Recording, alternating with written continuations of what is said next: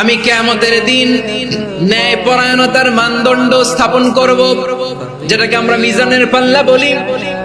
আল্লাহ বলেন ন্যায় বিচারের মানদণ্ড কিয়ামতের ময়দানে আমি আল্লাহ স্থাপন করব।